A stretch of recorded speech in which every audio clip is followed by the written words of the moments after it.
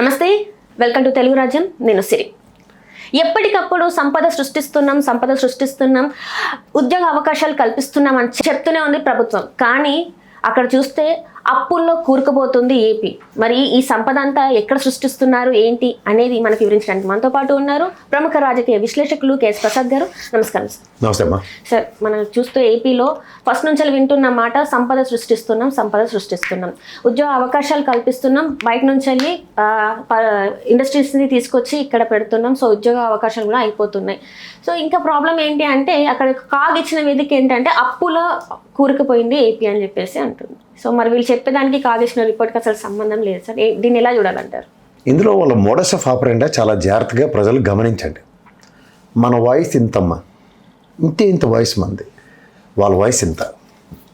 వాళ్ళు ఎంత తెలివైన వాళ్ళు అంటే నువ్వు జాగ్రత్తగా గమనించి ఒక రీసెంట్ డెవలప్మెంట్స్. సాధారణంగా మనం రాజకీయాల్లో నటించకండ్రా అని చెప్తూ ఉంటాం. వీళ్ళు నటిస్తూనే కనబడుతున్నారు.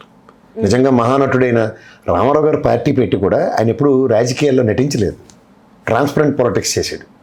అలా అరుదైన అంశాలతో ముడిపడిన రాజకీయ నేపథ్యాలకు ఎప్పుడైతే ఉదాహరణకి రామారావు గారి తర్వాత జగన్మోహన్ రెడ్డి గారి ప్రభుత్వం ఒక ట్రాన్స్పరెంట్ గవర్నెన్స్ ఎప్పుడైతే ట్రై చేసిందో వీళ్ళందరూ మహానటులందరూ లైన్ కట్టేసి ఓన్లీ కబుర్లకు పరిమితమైన పవన్ కళ్యాణ్ని కూడా శంకలో పెట్టేసుకున్నారు. కబుర్లు ఎలక్షన్స్ దాకా మాట్లాడిన వాటికి ఇప్పటికీ ఎంత కాంట్రడిక్షన్ ఉందో చూడు. ఉదాహరణకి కాగ్ రిపోర్ట్ అవని, ఆర్బీఐ రిపోర్ట్లు అవని, వీళ్ళకి ఎంత ధైర్యం అంటేనమ్మా. నీకు ఒక ఇండస్ట్రియలైజేషన్ గురించి చెప్తాను. ఆంధ్రప్రదేశ్ సదరన్ స్టేట్స్లో నెంబర్ 1, 5th ప్లేస్లో నిన్న ఆర్బీఐ డేటా ఇచ్చింది రీసెంట్గా. 5th place in entire నేషన్లో southern స్టేట్స్లో నెంబర్ 1 ఉన్న ఆంధ్రప్రదేశ్ ఇండస్ట్రియలైజేషన్ గురించి వీళ్ళు ఏం చెప్తున్నారు? సంపద సృష్టిస్తామని మీరు చెప్పే పకోడీ కబుర్లు ఈ బుర్ర తక్కువ నాన్ జర్నలిస్ట్ బ్యాచ్ ఉండే యాంకర్లు వాళ్ళు చదువు సంజయ్ యాబ్రాస్ వేదంలోనే తిట్టాలి వాళ్ళని. ఎందుకంటే వాళ్ళకి రాష్ట్రం మీద కన్సర్న్ లేదు. వాళ్ళు ఎంత తెలివైన వాళ్ళు అంటే నీకు అది ఈ చర్చ ఎక్కడైనా అవుతుందా? అంటే వాళ్ళ 5 సంవత్సరాలు వాళ్ళు చేసిన మంచిని వీళ్ళ జీవితంలో చేయని మంచి కింద పోర్ట్రేట్ చేస్తూ ఈ చెడుని ఎంత చక్కగా ప్రాబల్యం చెందిస్తున్నారో చూడండి. ఆ విషయాలు ఎక్కడ డిస్కషన్లోకి వస్తాయని చెప్పి ఆ హీరోయిన్కి మగపిల్లలు లేకపోడ్డారని, ఈ అసలు దమ్మిడికి పనికిరాని ఎక్స్ట్రా యాక్టర్లు ముష్టడుక్కుంటే రోళ్ళు వచ్చి ఓ సన్నాసిగాని వాడు పిలుచుకొచ్చి ఆడుతూ అసందర్భ పేలపలు బాలకృష్ణ మాట్లాడినట్టు ఈ పనికి మాల ఏదో కూడా మాట్లాడిన మాటలు వాళ్ళ మార్కెట్లో చర్చనీయాంశాలు అవుతున్నాయి. నువ్వు అన్నట్టు అప్పులు కానీ, నువ్వు అన్నట్టు రాష్ట్రంలో అధోగతి పాలే బాలిక వసతి గృహాలు ఉన్నాయి, బౌలర్ వసతి గృహాలు. 18 నెలలు బట్టి పట్టిన అన్నం లేక గోకలాడి పట్టి సస్తున్నారు, పౌష్టికాహారాలు లేక. ఆఖరికి హోంమంత్రులు కూర్చుని అన్నం తింటుంటేనే బొద్దింకలు వలకాడు వసిన పరత వస్తే కూడా సిగ్గు మాత్రం పడట్లేదు. ఇదే మా మొహానికి ఉన్న గవర్నెన్స్, ఇదే మా మొహానికి ఉన్న దౌర్భాగ్యం సిగ్గుపడకుండా అనవసరమైన విషయాలు.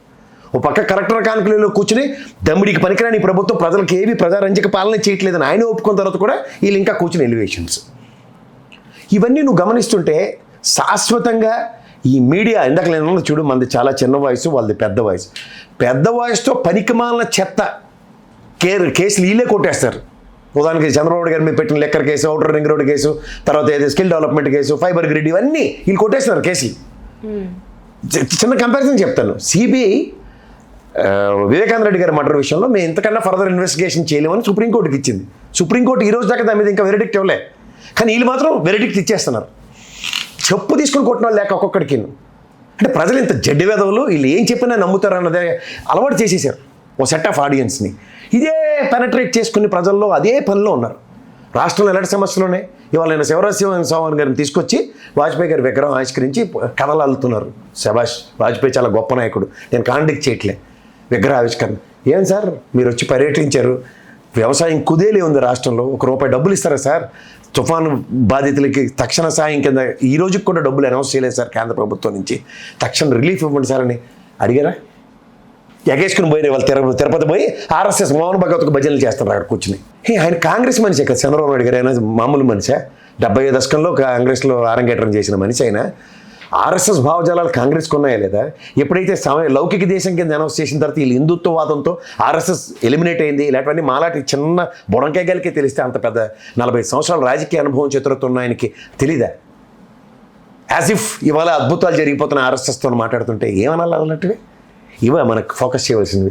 ఇంత తెలుస్తున్నా కూడా, అంటే ఇలాంటి రిపోర్ట్స్ వస్తున్నా కూడా వాటిని పక్కన పెట్టేసి వేరే న్యూస్ని ఇట్లా హైలైట్ చేస్తున్నారు అంటే వాళ్ళు తప్పు జరుగుతుందని తెలిసి కూడా ఎందుకు మిగతా వాళ్ళు ఎందుకు వాయిస్ రేజ్ చేయట్లేదు? ఎందుకు చేయట్లేదమ్మా? అందరూ మొహం ఏడుస్తున్నాం అలాంటి వాళ్ళు అందరూ. 2,80,000 కోట్ల అప్పు పూర్వకమ్మం చేసి పెట్టారు. నిన్నకి ఏమి కాకుండా నారాయణ కూర్చుని 480 కోట్లు నీళ్ళు తోడడానికట. అమరావతి కూరుకుపోతుంది. ఎవడు కళ్ళు కొడి కరిగినోడు ఎవడు లేకుండా పోతున్నాడు? అసలు ఏంది అసలుకి? నీళ్ళు ఎందుకు తోడాలి నువ్వు అసలుకి? 20 అడుగులు జస్ట్ గొయ్యి తవ్వితే చాలా నదీ పరివాహక ప్రాంతం కదా, నీళ్ళు ఎలా వస్తాయి? ఈ బేసిక్ లాజిక్ కూడా లేకుండా ఏంది అసలుకి? అంటే నేను పట్టిన కుందేలుకి 3 కాళ్ళని ప్రూవ్ చేస్తారు వీళ్ళు. మనం నిర్వేదంలో చూస్తూ కూర్చోవాలి. ఇప్పుడు నీళ్ళు తోడడానికి ఇన్ని కోట్లు అయిపోతుంటే మరి ఇంకా అభివృద్ధి ఎప్పుడు జరుగుతుంది సార్? మరి అయ్యింది యోగా డే వస్తుంది కదా మరి సంవత్సరం ఇస్తరకల్లా. ఆయుర్వేదం కూడా కనిపెట్టారు మన వాళ్ళే, తెలుసు కదా. ఇప్పుడు రీసెంట్ టెక్నాలజీ చెప్పనా, మెడికల్ కౌన్సిల్ అబ్జెక్ట్ చేస్తున్నా సరే ఆయుర్వేదిక్ డాక్టర్లకి ఇక్కడ సర్జరీలు చేయడానికి పర్మిషన్ ఇస్తుంది ఆంధ్రప్రదేశ్లో. అట్లా ఎట్లా అద్భుతాలు ఆంధ్రప్రదేశ్లో జరుగుతాయి అమ్మా. సంపద సృష్టించే మార్గాలు అవన్నీ చెప్పారు కదా, మీరు విన్నారు కదా. అంటే ఇలాంటి అద్భుతాలు ఆంధ్రప్రదేశ్లోనే చవి చూస్తుంటాయి. అంటే మెడికల్గా మాట్లాడుకుంటే ఆయుర్వేద డాక్టర్స్ ఆపరేషన్ ఇలాంటివి సర్జరీస్ చేయడానికి అసలు కుదరదు కదా సార్, ఎందుకు వీళ్ళు ఇట్లాంటివన్నీ చేస్తారు? అదే ఇస్తున్నారు ఆంధ్రప్రదేశ్లో గొప్పతనం. అదే మెడికల్ కాలేజీలు ప్రైవేట్ చేసేస్తుంటే వాళ్ళు మాట్లాడుతారు కదా, పీపీపీ విధానం కరెక్ట్ అని వాళ్ళు మాట్లాడుతుంటే మనం ఎవరో తిరిగి మాట్లాడింది వాయిస్ ఎలా ఉంది? చిన్నదే ఉంది. వాళ్ళ వాయిస్ ఎలా ఉంది? ఓ విజనరీ ఇస్తరాకులు కట్టని అడిగినోడు లేడు. ఏంది విజనరీ? ప్రభుత్వ రంగ హాస్పిటల్ని, ప్రభుత్వ రంగ స్కూల్ని ప్రైవేట్ చేయడమా? మనం సాధారణంగా చాలా మంది నీకు ఈ రోజు ఉన్న పిల్లలకి నువ్వు ఎవరికైనా చూడమ్మా సివిక్ సెన్స్ ఉందా ఎక్కడైనా? దీనికి కారణం ఎవరైనా చెప్తారు తెలుసా? నేనైతే ఎవరైనా చెప్తారు తెలుసా? చైనా అంటే ఏమనుకున్నావు? పక్కన ఉన్న ఆసియా ఖండంలో ఉన్న చైనా దేశం అనుకుంటున్నావా? కాదు, చైతన్య నారాయణ సంస్థలు. వాళ్ళు చదువు చెప్పే విధానం ఎలా ఉంటుందంటే పిల్లలకి ఏది చదువు చెప్పరు, బట్టి పట్టించడం. వాడికి ఎంతసేపు ఇంజనీరో డాక్టర్ చేయడమే తప్ప వాడికి ఇంకో విజన్ ఉండదు. రోడ్డు పక్కన ఎడం పక్కన నడవాలి, ఇవన్నీ మనం చిన్నప్పటి నుంచి చదువుకున్న కనీస సివిల్ సెన్స్ కూడా వాళ్ళకి ఉండదు. సామాజిక అవగాహన ఉండదు, వాడి సమాజం పట్ల కన్సర్న్ ఉండదు. వాడు చదువు, వాడికి ర్యాంకు, వాడు చావడం, అలా సొసైటీలో 90% ఉన్నారు. ఇంకెప్పటికి మనం వెళ్తామమ్మా? చదువు ఎవరికైనా సంస్కారం నేర్పుతుంది, చదువు ఎవరికైనా మంచి నీతి నియమాలు నేర్పుతాయి. అక్కడే ఎంతసేపు పరుగు బంధం నేర్పుతుంది. ఒక ప్రోడక్ట్ని తయారు చేస్తున్నారు. సో ఆ ప్రోడక్ట్ వచ్చే అవుట్కమ్ ఏముంటుంది? ప్రాఫిట్ అండ్ లాసే కదా. అలా సమాజ హితం కోరడం ఇలాంటివన్నీ కాన్సెప్ట్స్ పోయాయి. అందుకే చూడు, నాడు నేడు స్కూల్తో రీవ్యాంప్ చేసి స్కూళ్ళు పరివర్తన చేసి విద్యా వ్యవస్థను పటిష్టం చేస్తాం అన్నా సరే వీళ్ళకి నచ్చట్లేదు. ఎందుకు నచ్చట్లే? ఈ చైనాని ప్రదర్శించాలంటే ఏం చేయాలి? చైనాతో తయారైంది ప్రొప్రైటరీ వ్యవస్థే. స్కూల్లో చదువుకున్న వాళ్ళు సివిక్ సెన్స్తో. మళ్ళీ అది చంద్రబాబు నాయుడు గారు అలాంటి తరమే. వాళ్ళందరూ అలాంటి స్కూల్లో చదువుకుని వచ్చిన వాళ్ళు కదా. ఈ ప్రజల ప్రాణాలతో చెలగటం కాదా సార్? మరి ముమ్మూర్తుల ప్రజల ప్రాణాలతో చెరగటమే. ఇవన్నీ ఎందుకు చెప్పాల్సి వస్తుందంటే దేశ పరిణామాలు ఎలా సంతరించుకుంటున్నాయన్న చూస్తే మనం అధోగతి పాలవుతున్నాం ఈ 2 సంవత్సరాలు బట్టి. ఇంకా జగన్మోహన్ రెడ్డి మీద పడి ఏడ్చుకుంటేనే కాలక్షేపం చేస్తున్నారు. 2 సంవత్సరాల కాలం 280 కోట్ల దగ్గర ఖర్చు పెట్టి రుషికొండ ప్యాలెస్లు కట్టారు. అసలు మీరు చెప్పాలంటే ఆ జీజీ నగర్ని కాదు కూల్చిండి అది ఇప్పుడు మీకు చేతనైతే.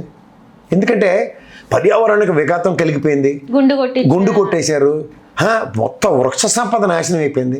ఓ పక్కన 2,64,000 మొక్కలు నాటాడు ఆయన అక్కడ ప్యారలల్గా. పర్యావరణ అనుమతులతో కట్టింది, కానీ ఎంత అబాస్పాలు చేశారు. మళ్ళీ దాన్ని జగన్మోహన్ రెడ్డి గారు చెప్పేంత వరకు తెలియదు అది అంత అమౌంట్ అయింది. అప్పటి వరకు కూడా ఎవరికి తెలియదమ్మా? అందరికీ తెలుసమ్మా. అది 500 కోట్ల ప్రాజెక్టు, ఇంకొక 8 బ్లాకులు రావాలి ఇంకా అక్కడ. ఎందుకు? ఈ పర్యాటక రంగం సంబంధించిన ఒక దీంతో దేశంలో ప్రపంచంలో జరుగుతున్న పర్యాటక రంగ అభివృద్ధి ఇప్పుడు ప్రజెంట్ హ్యాపెనింగ్. ఇదేంటిది? ఇంత ఘోరం అంటే మనుషులు అబద్ధాల పునాదుల మీద పేక మెడల్లా కట్టుకున్న వీళ్ళ 40 సంవత్సరాల సామ్రాజ్యాన్ని ప్రతి నిమిషం జస్టిఫై చేసుకుంటూనే వస్తున్నారు అదే అబద్ధాలతో. సెట్ ఆఫ్ కుల మీడియా. ఇప్పుడు చూడు, ఆ ఎక్స్ట్రా యాక్టర్ వాడు ఆడు కుల మీడియా ప్రతినిధి. అంటే అది కావాలనే లేకపోతే ఆడి బతుక్కాడు మొఖానికి ఆడి దానికి వాడికి మాట్లాడేంత స్థాయి ఆడిది ఎవడాడు. ఇప్పటికి కూడా తన వ్యాఖ్యలు వెనక్కి తీసుకోవట్లేదు. ఈ అంట్ల పెట్టి తెన్నోళ్ళు లేక మీ ఆడపిల్లలందరూ రోడ్డు మీద పరిగెట్టి తెంతాడికి బుద్ధి వస్తుంది. ఇంకోసారి అలా పిచ్చి మాటలు మాట్లాడారు. అంటే నేను అన్నది కరెక్టే, కానీ 2 పదాలు ఏమైతే తప్పుగా అన్నానో ఆ 2 నాకు మిగిలిన ఆ 2 పదాలే. ఏ సభ్యత సంస్కారం లేదా? 2 పదాలు తప్పు, మిగిలినవన్నీ రైట్ అంటే ఆ 2 పదాలు మాట్లాడడానికి ఎవడిచ్చాడు వీడికి డిస్కషన్? ఎవరైనా అసలు ఆఫ్టర్ ఆల్ ఒళ్ళు పోత్రం. ఇలాంటి వాళ్ళని మనం ఎంటర్టైన్ చేస్తున్నాం సమాజంలో. ఇది మన దౌర్భాగ్యం. డైవర్షన్ పాలిటిక్స్ అంటారు. ఆబ్వియస్లీ వెంటనే నీకు సోషల్ మీడియాలో కూడా చూడు వాళ్ళు ఎంత స్ట్రాటజికల్గా ఉంటారు. ఇమ్మీడియట్గా ఒక 10-20 మందిని పోగేసేయడం, వాళ్ళు వాడిని సమర్థిస్తూ మాట్లాడిన వాళ్ళతో కూడా నీకు ఒక డిస్కషన్ స్టార్ట్ చేస్తారు. అది అసలు టాపికే కాదు, కానీ హెడ్లైన్స్ అదే అయిపోయింది. ఇప్పుడు ఈ విషయాల మీద హెడ్లైన్స్ చేస్తూ ఏ విషయాలు వెనక్కిపోయాయి? 2,80,00,000 కోట్ల అప్పులు వెనక్కిపోయాయి. ఆర్బీఐ ఇచ్చిన ప్రగతి రిపోర్టు, వాళ్ళ పోత్రం వాళ్ళ పోయికాలం ఏంటంటే వాళ్ళ ధైర్యం కూడా, పోత్రం పోయికాలం ధైర్యం 3 చెప్తున్నా. ఈ స్టాటిస్టిక్స్ ఇప్పుడు ఈ 14, 19, 24 ఇచ్చారు. అది మేము మాట్లాడుతూనే ఉన్నాం. నా విజువలైజేషన్లో నేను చాలాసార్లు చెప్పాను ఈ డేటాలతో ఇండస్ట్రియలైజేషన్ ఏ గవర్నమెంట్లో ఎంత అయింది అన్నది. ఇది నెక్స్ట్ ఇయర్కి ఉపయోగపడుతుంది. ఈ 5 ఏళ్ళు వీళ్ళు దగ్గర నెక్స్ట్ ఎక్స్ప్లోర్ అవుతుంది. దాని లోపల వీళ్ళు ఫుల్ ఎలివేషన్లు ఇచ్చి, అంటే 5 సంవత్సరాల పరిపాలన 2 సంవత్సరాల తర్వాత ఇచ్చే ఆర్బీఐ డేటా అంటే 7 సంవత్సరాలు అంటే ప్రభుత్వాలు అతలాకుతలం అయిపోతున్నాయి. వాళ్ళ ధైర్యం చూసావు, అది వాళ్ళ ధైర్యం. వాళ్ళ పోత్రం ఏంటి? అబద్ధాలు ఏం చెప్పినా చెల్లుబాటు అయిపోతుంది. ఎలక్షన్స్ అది ఇంపాక్ట్ అవ్వట్లేదు. బడ్జెట్ ఎప్పుడు పెట్టారు? బడ్జెట్లో పయ్యాలు కేసీఆర్ గారు 44 లక్షల ఉద్యోగాలు కల్పించింది గత ప్రభుత్వం ఉన్నది. బడ్జెట్ పెట్టేదాకా లేదు. అంటే ఎలక్షన్కి అది ఉపయోగపడలే. నువ్వు జాగ్రత్తగా గమనిస్తున్నావా? స్టాటిస్టిక్స్ ఏవైతే వస్తున్నాయో ఒరిజినల్ స్టాటిస్టిక్స్ అవి ఎలక్షన్స్కి లీడ్ అవ్వట్లేదు. అంచేత ఆ ధైర్యంతో ఈ దిక్కుమాల మీడియాని పెట్టి ఇష్టం వచ్చినట్టు అబద్ధాలు పెనట్రేట్ చేసేస్తారు ప్రజల్లోకి. హలో, తెలుగు రాజ్యం ఛానల్ చూస్తున్నారా?